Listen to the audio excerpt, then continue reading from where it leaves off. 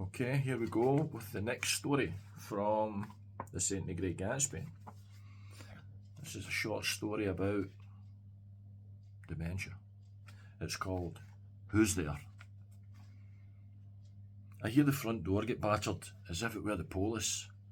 Hold on, I'm shouting as I come down the stairs and have a wee peep through the spy hole. There stands an elderly gentleman, very smartly dressed, with the addition of a trilby. Yep, very smart indeed. Who's there? I shout as I watch him through the spy hole. He stands there with no reply. Who's there? I shout again and continue to watch him.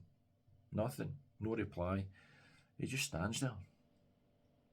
Opening the door, I nod to my mysterious visitor. Can I help you? Taking a minute, he studies me and says, I know you, don't I? You don't know me, my friend. I'm sure I would recognise you if we had met before. We stand and look at each other in silence. All the time I'm wondering who this could be. Listen, mate, I don't know who you are. Is there something I can help you with? This finely dressed elderly man stands looking at me, then asks, Do you know where Coldstream Crescent is? I give him directions and wish him well. I don't ask any more questions, as it feels a bit odd, as if the elderly gentleman isn't at his best. Something doesn't feel quite right. Closing the door, I watch from the window as he leaves. He doesn't leave. He walks around into my back garden. Opening the door again, I call on him. Hey, excuse me. What are you up to? That's not the way to Coldstream Crescent. I give him the directions again and help him on his way. A very well spoken and polite man he is.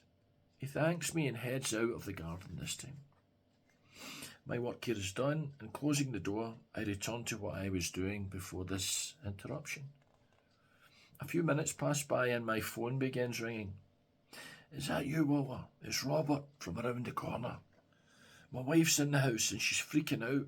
A guy is trying to get into our home and he's at the back door. Going to nip round and sort it out. No problem, I'm on my way, I tell Robert as I pull on my shoes and jump round. As I'm making my way to Robert's house, something is telling me it will be that old guy trying the door. I quickly think of a wee plan if it's him. I sense that he wasn't too focused on what was happening around him. Turning the corner, sure as, it's him. He comes walking out of the garden and straight toward me. As he nears, I ask, What's your telephone number? Without any hesitation or any time to think, he blurts out his home number. The plan had been to catch him off guard with a question in the hope he'd revert to some automatic response without having time to think. I'm hearing you think, that's not much of a plan, but it worked. I phoned the number he had given me and it's answered immediately. Yes, hello, who's this? Have you lost anyone, I ask. Oh, please tell me you've found Bob. I've been worried sick. Please tell me you've found him. Well, if Bob is a very sharply dressed man with a trilby, then I have found Bob. Nice to meet you, Bob. Offering Bob my hand, we shake. The woman on the other end of the phone is crying. I give her a minute to compose herself and then ask what area she lives in and where should we meet. Yes, I'll bring Bob.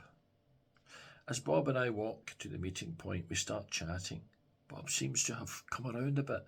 His focus is on its way back. And we talk about what's happened. He explains he's got dementia and how this is relatively new in his life. He's struggling to understand it all and tells me that walking has always been a favourite pastime of his. Getting ready and striding out for a few hours in the countryside, breathing the lovely fresh air into his lungs. Now though, Bob tells me, he just has to turn the corner and all is lost. The world changes and he's no idea what's happening. I feel for him and don't know what to say.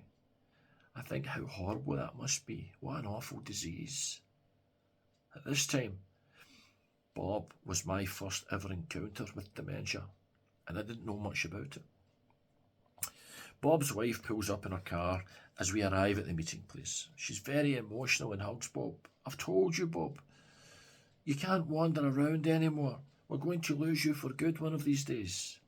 She thanks me as Bob gets into the car, and the happy couple heads home.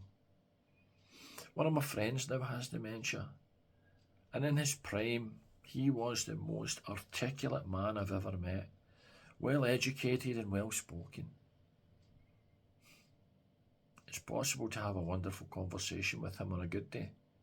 On not such a good day, well, things can be a bit foggy.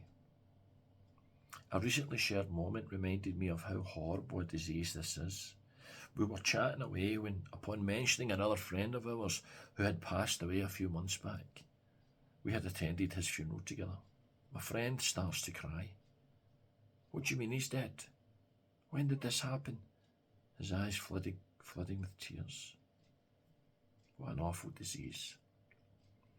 I look over at my friend and wonder what he remembers of his life today. I wonder what's happening in his head.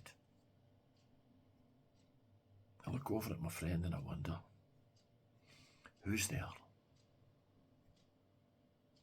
That's the end of that story. I feel a wee bit emotional there because my friend is he's no longer with us, and I miss him dearly.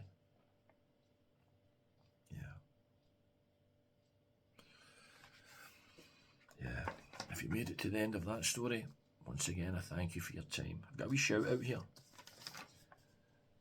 from Anne I was at college with. She was telling me that a mental health service in Dumbarton, there's a petition to stop the closure of Work Connect. It's a social connection. It's helped a lot of men over the years, and it seems to be that there's plans to close it down. So please do look it up, sign the petition. In Dumbarton, the mental health service, stop the closure of Work Connect. If you could do that, that would be great. And once again, thanks for listening and thanks for your time.